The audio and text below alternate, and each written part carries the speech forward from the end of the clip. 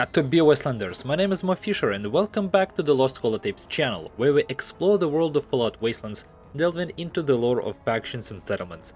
Today we will continue to delve into the fine lore expressed in the two-part story mode War Trash. These holotapes are made possible thanks to your support, so don't forget to give likes, subscribe and leave comments. I highly recommend watching the holotapes through the playlist as the narrative is sequential, and also playing fun mods yourself before I release holotapes about them. Links to the playlist, the mods and a bunch of other interesting resources can be found in the description. Now let's get started.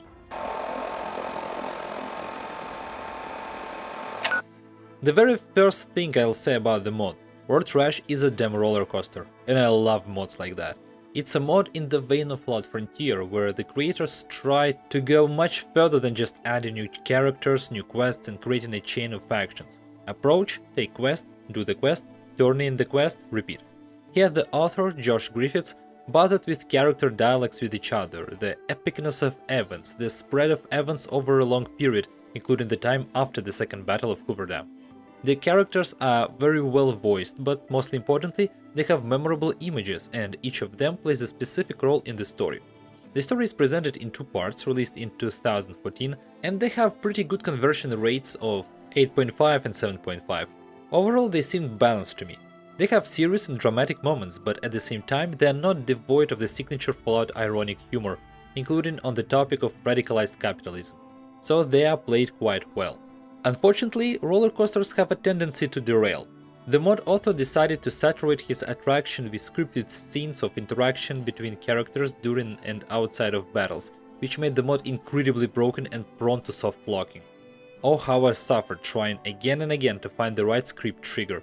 Was it the trigger of killing the last bandit in the ambush, or the dialogue between Brooklyn and Graham, or their simultaneous presence at a certain point? I tried every trick to firstly understand what wasn't working and secondly figure out how to solve it within the game. But I managed. All for you, Wastelanders. I understand that I was one of the rare people who completed both mods before the final credits, as people in the comment section simply gave up playing. Yes, the mods have final credits listing all the individuals involved in the development. And this deserves separate praise. It adds seriousness, charisma to the mod. It's not afraid to assert itself, and this mod deserves it. The first part of the mod tells the story of the War Trash Raider mercenary gang, who are waging a righteous war against the NCR for the independence of Vegas. The second part, on the other hand, tells of the confrontation of the surviving main characters from the first part against an organized crime group engaged in slave trading in the Mojave. At the end of the credits of the second part, a third part was announced, but damn, it's such a pity that no one will ever make it. Josh Griffiths has quit modding, and I think the technical failure of the second part, which could not be fixed with patches, played a significant role in the author's demotivation. But thank God these two parts constitute a complete work, so the absence of a third part is not too critical for the narrative. In fact, the lifespan of mod series usually does not exceed 2 parts. Of all the story mods for Fallout New Vegas, only 3 series have more than 2 mods. There's the most popular series called Bounties by Some Guy 2000, Tales of New Reno by the great Solok Psycho, and the Overseer mod series, which we'll talk about soon. Okay, now let's start talking about the lore. The NCR establishes the Department of Allied Intelligence, or simply DAI, in the Mojave, which is responsible for gathering information about various band formations and compiling reports on their threat to the NCR. Its director is Mayor Graham Edmond. His headquarters are located in the NCR safe house. Yes, I'm only introducing the location into the narrative at this moment, because in the context of the Fallout New Vegas story, all these safe houses of various factions have no plot value, and their only purpose is an armory and wardrobe for the player as a reward for high reputation. Graham participated in the Battle of Camp Willow, where he distinguished himself by bravely firing at legionnaires with a machine gun while soldiers fled. To the north of North Square are the ruins of the settlement of Corn Creek, which was resettled after the war. In reality, this is a community that is not even connected to the electrical grid and is located a bit further northwest from Vegas. In the sewers beneath the community was Vault 50, not mentioned in existing lore, so why not accept it? This vault had a fake entrance, and when people were attempting to interact with it, a gate was supposed to close behind them and the trap would have been activated. It's quite amusing that the robotic system says like, "We run out of money for traps, so just die of starvation." Most likely, this was introduced for the sake of a joke, as the traps were not related to any real experiment. The experiment was that the only entertainment in the vault was reality and talk shows, and they were as dumb and cringy as possible. The experiment began on October 14th of 2077, even before the war started, and people quickly began to degrade. Even the overseer, realizing the meaning of the experiment, started watching them out of boredom. He stopped making recordings on March 2nd of 2086, so sometime after that date the vault died of cringe, supposedly. The NCR establishes Pearson Base further upstream of the Colorado River, but after some time the base was abandoned due to depressingly high levels of radiation. In the Mojave, the Desert Foxes raider group appears. Their base is the Ashen Brewery Company on the outskirts of Nipton. One day they raided Corn Creek and destroyed it, driving out the inhabitants. They found the empty Vault 50 and settled in it. A little lyrical digression. I found the story of the brewery very amusing. Its director wrote letters to his subordinates describing the turbulence and what the company was going through, claiming that they were not at fault for anything and all accusations were the machinations of ill-wishers, haters, and of course, communists. The company was sued by Sunset Sarsaparilla because it used a similar green cap with a star in its marketing and allegedly referred to Sunset as Craparilla in its advertising. But Ashen's problems were only beginning. The paint used for the caps contained lead and mercury. As a result, a class action lawsuit was filed by thousands of families of customers. According to the company's assessment, the lead and mercury content was within the norm, but they would make payments to the families of the affected and diseased as a gesture of goodwill. But Ashen didn't stop digging itself into a hole. They tried to pay the families with counterfeit money. Furthermore, 3 Sunset employees were found in a dumpster behind the brewery, and the printing machines for counterfeit bills were found in the brewery basement. But remember, it was all communists. Not long after the NCR's arrival in the Mojave in 2271, an NCR soldier shot an officer, deserted and founded the War Trash mercenary militia group. In 2281, the group is led by another NCR deserter who faced a tribunal after the Battle of Hoover Dam for refusing to obey orders to execute prisoners received from then Lieutenant Cassandra Moore. The deserter goes by the name Zombie, although I'm not sure if such a word even exists in the Fallout world. Another person in the group is a former legionnaire named Octavius. Another important character in the faction is a girl named Brooklyn, who is deeply traumatized by the fact that fiends killed her parents when she was just a teenager, and then raped and beat her and her younger sister to death on her birthday. The mercenary group has already attracted attention by attempting to blow up an NCR ambassador. At an unspecified time, they occupy Vault 50, driving out the Desert Foxes. At least by 2271, a criminal syndicate called Hale's Syndicate is formed in New Reno, involved in sex-slave trafficking. Hale has his own children, whom he is very affectionate towards, loves dearly and sends money to, earned from destroying the lives of other mothers and children. A strong contrast and a well-developed character. Respect. In 2281, Hale collaborates with Zala's crew operating in West Side from the office of Arroyo Crossing. In Prim, a gang of drug trafficker Walter Drewis organizes itself, establishing a base in the tunnels under Walter Drewis' house. With the exposition done, let's move on to the plot. Graham Edmond, feeling understaffed, hires the courier to infiltrate War Trash using a developed legend. To make it easier for the player to digest the exposition starter pack, Graham turns on a projector, just like in the good old computer games of the days of the first Medal of Honor. It's very cool and very atmospheric, especially in the Fallout setting, where projectors and slides are part of the general mise-en-scene. Graham had previously sent his operative to Corn Creek, but he never got in touch, apparently disappearing. When asked why they can't just send a platoon of soldiers and wipe out the bandit hideout, Graham claims that there are plenty of hidden War Trash cells in the wasteland and they don't want to scare them off. Well, to me this is somewhat weak justification. It would have been much simpler and more logical to claim that it is because they are dust intelligence and they need to gather enough data on the band before the generals deign to allocate personnel to suppress it. Well, it doesn't matter, it's minor. The courier arrives at Corn Creek and sees that the Desert Foxes are prowling around the town, trying to ambush War Trash.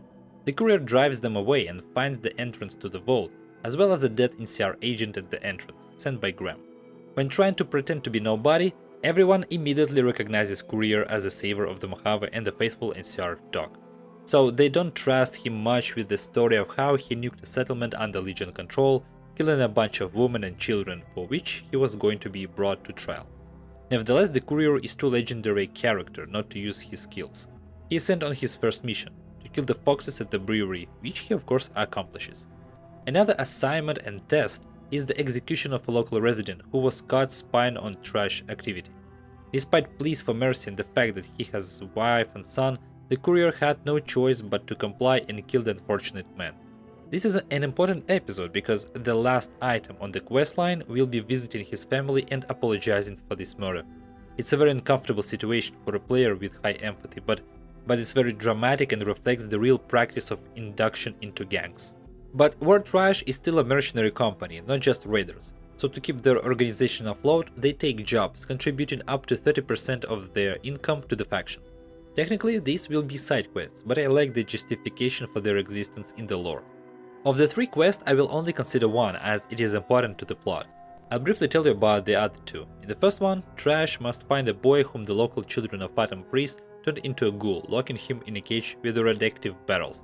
The outcome of the quest is quite amusing. You can ironically lock the priest in the cage, and as you leave without looking back, listen to curses directed at you, just like in the Saw movies. It's funny, but I don't believe the children of Atom made it to the Mojave. The second quest involves defending Novak from a random Legion attack.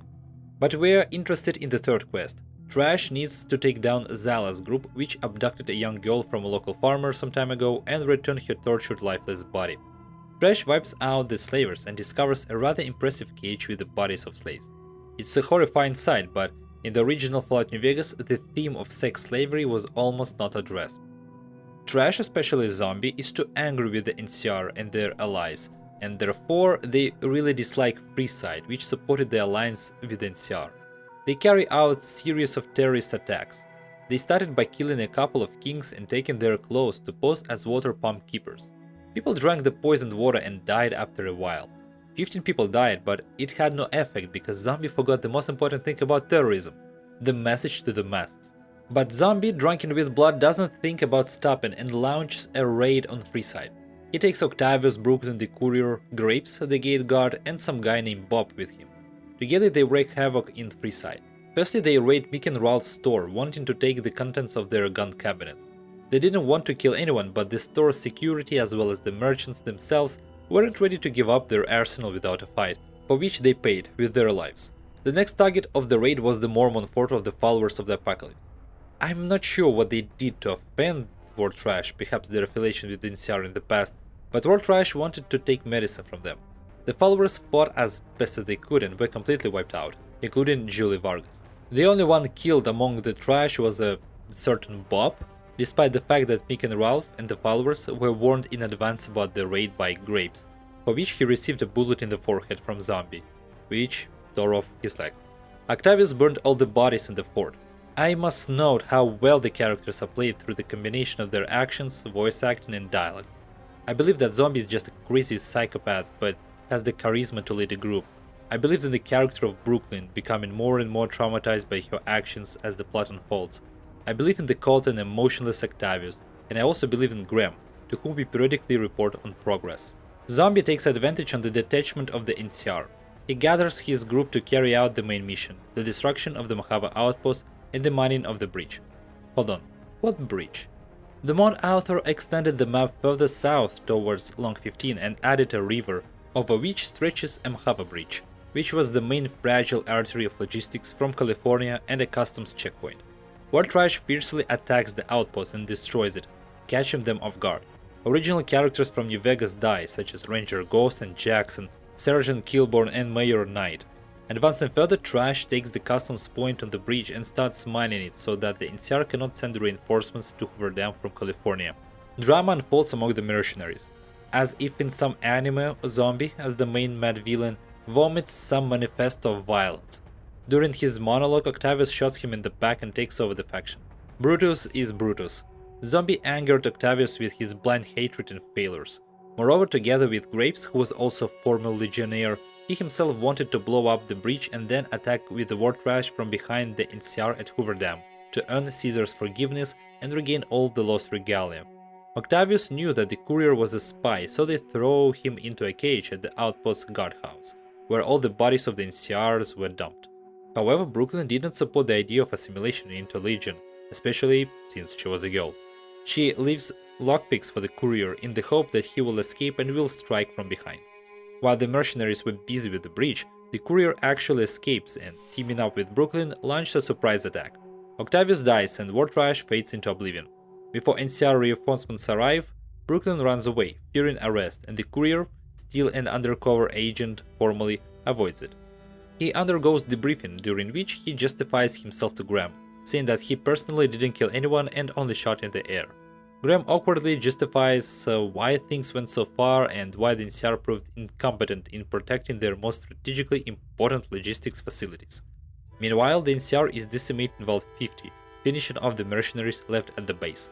The biggest plot hole here is that the attack on the outpost and the battle for Hoover Dam theoretically happen parallel to each other, meaning the courier as a character cannot be in two places at once unless he uses Hermione's time turner. For this reason, I never want to focus on the personalities of the protagonists and prefer to portray them as random characters or to identify the entire faction with the protagonist. Although perhaps the battle for the dam happens slightly after. After all, the player decides when it happens and can delay it indefinitely. Well, you understand the problems we encounter here. Not for the first time we have to struggle with fundamental flaws in the fictional narrative. But this concludes the first part of the story, and we move on to the second. Between the events of both parts, 10 months pass, and they will occur at the end of May 2283.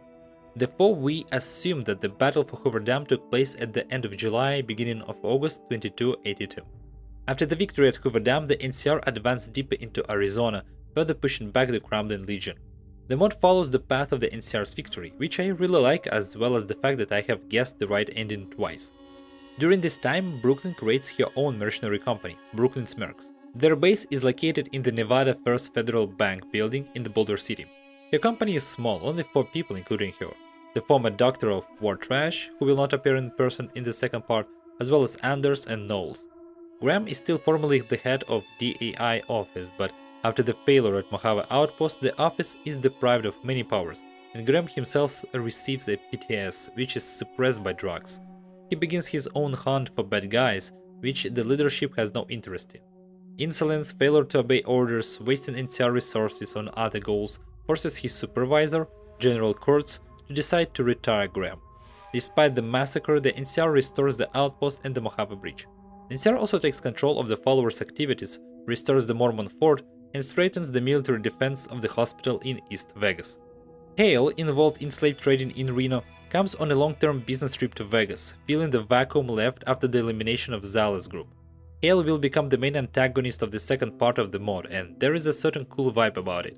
The thing is, the standard way of introducing new antagonists in new parts of the narrative, be it a book, a series, a movie, or a game, is to literally introduce a new character that all the characters already know about, but whom the viewer, reader, or player has never heard of and never imagined existed.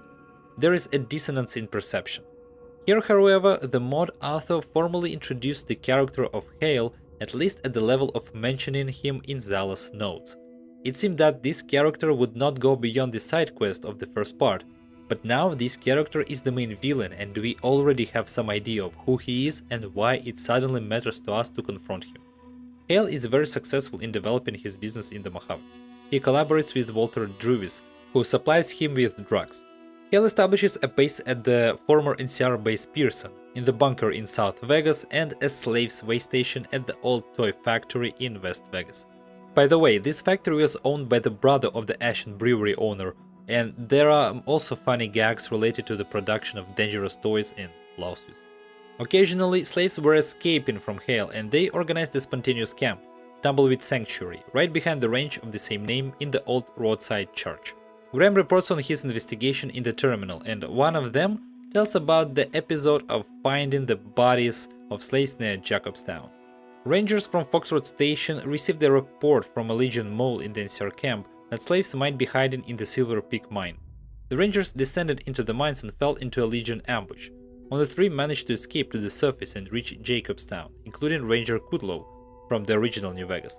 Retreating, they asked the super mutants to help storm the mine, but when they entered it, the Legionnaires had already committed seppuku.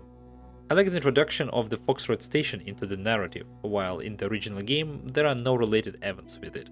On May 27th of 2283, Hale's enforcers burned Tumbleweed Sanctuary with flamethrowers. Graham Edmond had a tip-off about the impending raid and arrived to rescue the slaves. Overestimating his abilities, he tries to contact the courier to come to his aid. With a heavy sigh, The courier sets off to rescue the old troublemaking acquaintance. Together they slaughter the bandits, but one manages to escape and reach the Blue Paradise Resort by the Colorado River. Others from Brooklyn's gang observed the massacre and tracked their runaway down to the resort and reported back to Brooklyn the leads on Hale, as she has her own vendetta against him.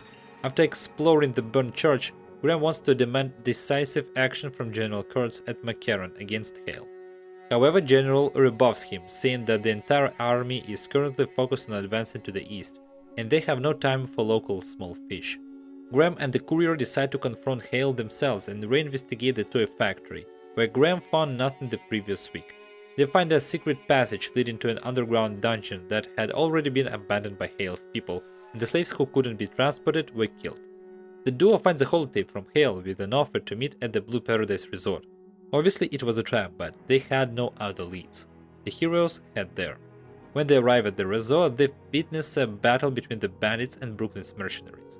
Brooklyn has her own vendetta against Hale because he turned out to be somehow connected to the fiends who killed her family and raped her and her sister. The heroes exchange taunts and agree to join forces against their common enemy. Formally, Brooklyn hires them into her team. The first joint step of the enlarged faction is to find Hale's accomplice, who runs a business in the underground slave auction near Aerotech. An interesting scene unfolds at the auction. When attempting to buy slaves to release them, one of the disgruntled buyers starts a fight. As a result, the auction organizers kill the slaves first before the bloody brawl engulfs the entire room.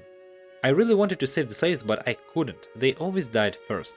I found it strange and I read comments on Nexus from similarly confused players. Someone gave a quite reasonable explanation that this was a real practice. Firstly, it nullifies the essence of the conflict between buyers. Secondly, it is done to prevent abolitionism. And thirdly, the slaves are likely to attack from behind. In the building, a man named Boyd is found, who will have to be tortured for information, using conventionally placed knives, scalpels, and a plush teddy bear. This scene can be conveniently compared to a similar one in Fallout New Vegas, and here the torture looks like torture, not its imitation. If we tortured Silas by beating his NPC model with the combat mode disabled, then here the character screams. There is a graphic description of all our actions. We can shoot him in the shoulder, stab him in the thigh, cut off his finger. The player feels very uncomfortable doing all this, but that's the point. Once again, thanks to individual finds of individual modes, I'm convinced Fallout New Vegas had a lot of untapped potential. Boyd discloses the whereabouts of Hale's bunker near South Vegas, where the group heads next. Unfortunately, the bunker's design doesn't fit into the pre-war context of the city at all. Perhaps this was done for the sake of a joke in one of the notes, where it is ironically questioned why this bunker was built this way before the war. In any case, we storm this masterpiece of pre-war architecture. Inside are cells with slaves, including Nikki, Olivia, Lisbeth, and the mute Zoe. I highlight characters in these mods in a non-standard way because they all interact with each other without the courier's involvement. There is a chemistry between them, they are not just bubbleheads spawned in one place. As I said, this is one of the strongest aspects of the mod. Nikki is in trouble. She's chained to the wall with a hook protruding from her chest. The girl was tortured very cruelly. After heated debates about what to do with her, Graham puts her out of her misery. Meanwhile, outside the bunker, the fiends surround it, attracted by the noise, and the whole group of 8 people has to fight their way out, losing others along the way. The group retreats to the Nevada bank, where they attend to their wounds, re-equip, and the girls receive some medical assistance and clothing. Olivia joins the group of mercenaries despite Brooklyn's protests, wishing to dedicate her life to killing Hale. From former slaves, the group learns about Walter Drew's gang, a drug dealer from Primm, who supplied Hale and who was paid with the slave Jennifer, whom he used as a mule. The courier visits Primm and finds documentation in the caves indicating that the next delivery was supposed to happen at Pearson Base. Meanwhile, as they dealt with Drewis, Hale began to besiege the bank.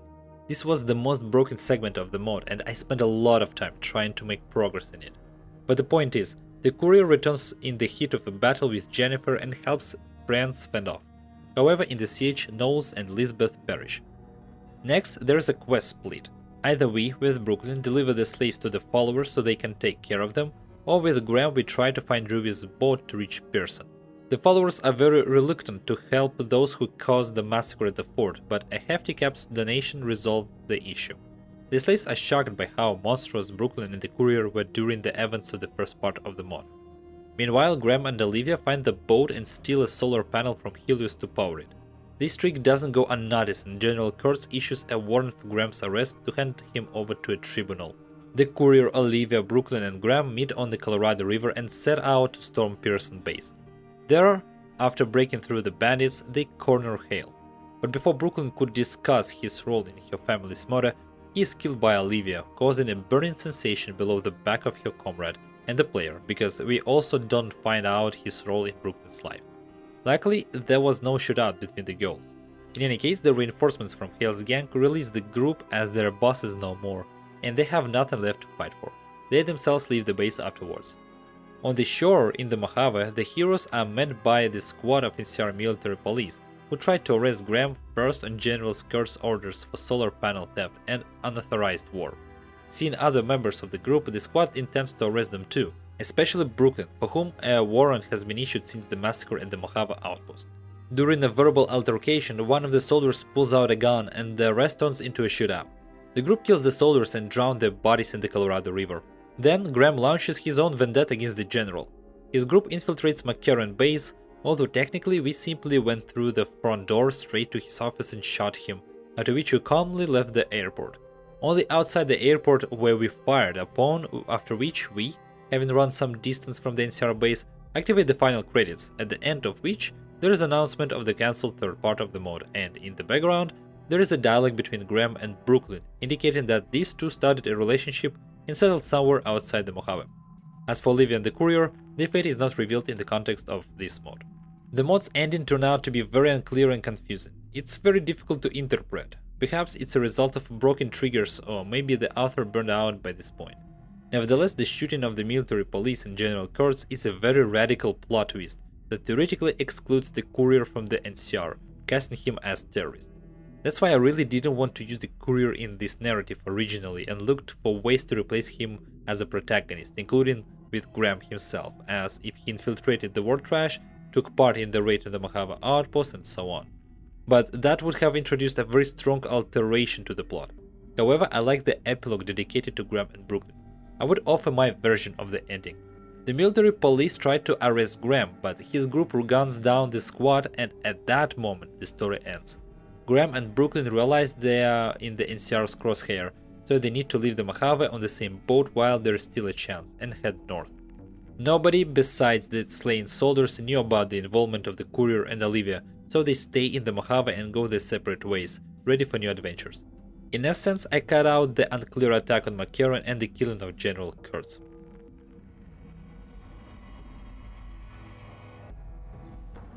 That concludes the War Trash mod series. If you like the content, suggest giving it a like, subscribe and comment, and check out the links in the description. I would still encourage you to play the mod yourself and give some endorsement to the author of the mod on Nexus. And that's it. Always carry lockpicks in case a gate closes behind you, and then we'll see each other again in the Wastelands Wanderers. End of the holotape.